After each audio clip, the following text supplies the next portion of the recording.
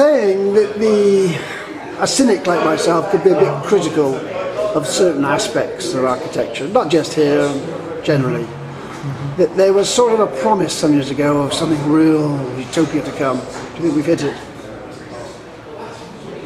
Well, I don't understand the question. Where, generally? The brave new world. Globally? I mean, it started when I was a young man with new towns and all that sort of feeling it was going to get better and better. Yeah. Do you think it has got better and better? Well, it's all tends to be political, doesn't it? And follows the politics of a country. And with there might be some hope. Talk about Jeremy Corbyn now in the UK. You might consider get a big swing back to social housing, affordable housing, ahead of the usual £10 million houses in London kind of thing, you know. Because that is one of the themes I wasn't going to say, but you've raised it now. Yeah, that is one of the themes here. A lot of very wealthy properties and not much in the city. There are social housing schemes here, but nothing that anybody can afford. Not the affordable category, is it? You couldn't really afford to build land to buy an island home. It's a problem, Mike, and the problem is, as we know, it's land prices. You know, before you get to the site, the cost is very, very high, so the sale price has to be high, otherwise it all grinds to a halt, you know. Does it not, when you set these things up, these competitions, do you not think, let's have a competition for who can build the best £300,000 house? Is it not the way to do it? Yeah, well, the AJ are doing a house competition at the moment, and it's run into criticism. I think the source should be the states of Jersey. They should be more proactive. They've got the sites. I liked the idea the other day. I don't know if you saw it in the Bailiwick Express, that there was a shard planted in the middle of town, and all states officers went in there, which released maybe 100 sites for housing. Now the state should be more commercial. They've got these sites. They are the biggest.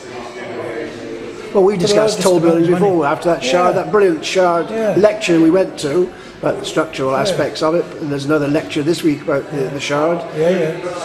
Tall is not necessarily bad. I live, as you know, on a 14th floor. I've been pushing tall seriously since January, when I saw the shard, went up the shard, and I didn't know too much about it, but I cheers Andy,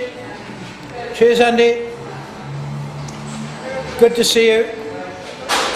We also looked at we discussed the hospital. Why shouldn't the hospital be a 20-floor building? Yeah, exactly. You'd have a very small footprint. The problem wouldn't arise, would it, really? Sorry, back to the shard. I didn't know. Honestly, I thought it was an office block.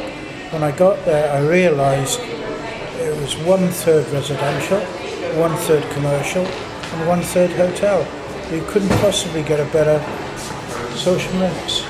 You okay, Paul? Oh, sorry, it's Felix. Sorry, I'm so sorry. No, cut that. Very still. So I like mixes. I like mixes of these. Well, towns are about mixes. This is one of my beefs with the planning office.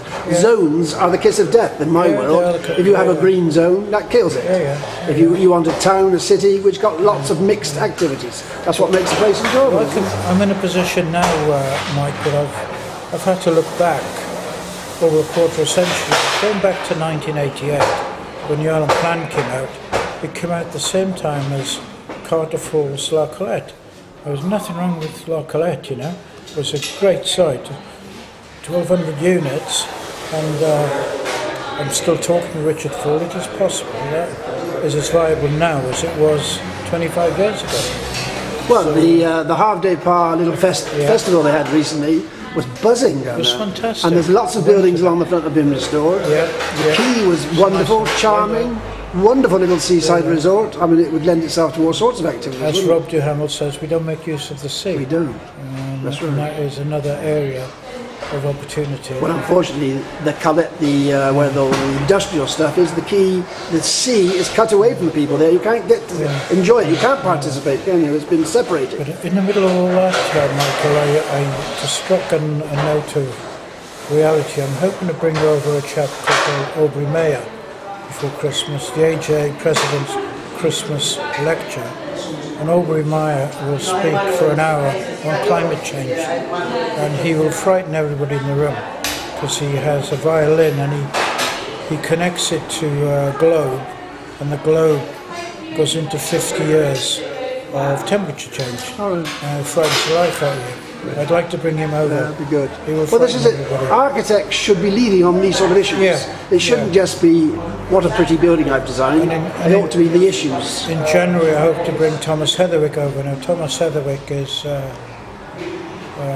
did the new bus design, did the porcupine scheme for one of the World Expos. He's a brilliant man. And I hope to bring her. I'm very hopeful. I'm looking forward to the next week or so. Yeah. And I hope the Biennale is successful. And I hope we get good discussions. We mustn't be afraid to criticise each other. There are things here which I don't like, and I will say so. But I'm not an architect. I don't have plans to do. There's a Q&A. Good. Q means questions, and I expect you to. I might be up on stage, and I'm not going to rule you out, but I'm going to give you one question. One question. You can't dominate it. I can give it to you now. Because you've stirred up many a lethargic meeting. And I hope you'll open your site up, the Association of Jersey Architects site. It needs to be accessible to the public. Let the public comment. Yeah, I'll talk to the computer lads in the office. Okay. I don't quite know what's happening there. We shall speak to you during the week.